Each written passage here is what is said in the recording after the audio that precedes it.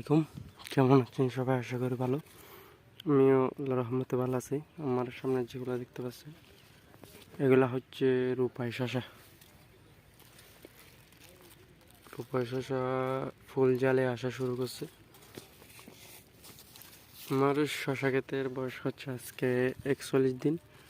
শসা ক্ষেতে আজকে কী কী কীটনাশক দিব সে নিয়ে আপনাদের সাথে কথা বললাম। আমার শসা ক্ষেতে আপনারা সবাই আগে এসে শসা ক্ষেত চেক করবেন। এই শসা খেতে কী কী সমস্যা আছে। আমার এখানে সমস্যা আছে হচ্ছে এই অল্প পরিসর সাদা মাছি আছে।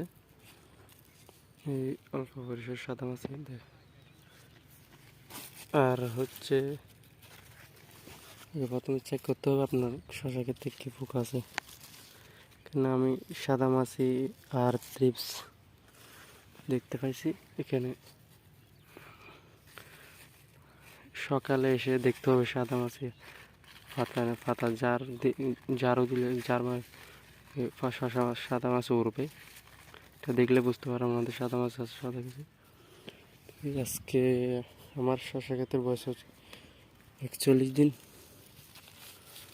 মোটামুটি ফুল জালে আসা শুরু করছে আর কি। আজকে আমি শসা ক্ষেতে কী কী কীটনাশক দিলাম সে নিয়ে আপনাদের সাথে কথা বলবো। এটা হচ্ছে টিডো, এটা ইমিডাক্লোপিড টিডো, এটার BCC। এটা সাদা মাছির জন্য কাজ করে। আর এটা হচ্ছে সাকসেস, এটা টিপসের জন্য ভালো কাজ করে, আপনারা ব্যবহার করতে পারেন। আর এটা হচ্ছে ভার্টিম্যাক, টামাভেক্টিন, এটা মাকড়ের জন্য অত্যন্ত ভালো কাজ করে। আর এটা হচ্ছে নাইট্রো, এটা সাদা মাছেরও কাজ করে, আবার এই বিটল পোকার কাজও করে, যা পাতাগুলো খেয়ে ফেলে এই পোকার কাজও করে। সাদা মাছে বিটল পোকা কেন দেয়।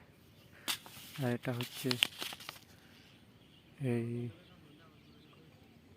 অ্যামাভেক্টিন বেনজয়েট, এটাও হচ্ছে লেদা পোকার কাজ করে।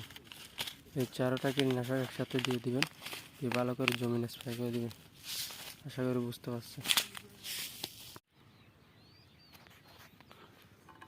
ভালো করে ঢেলে দিবেন, ঢেলে একটু নেড়ে দিবেন।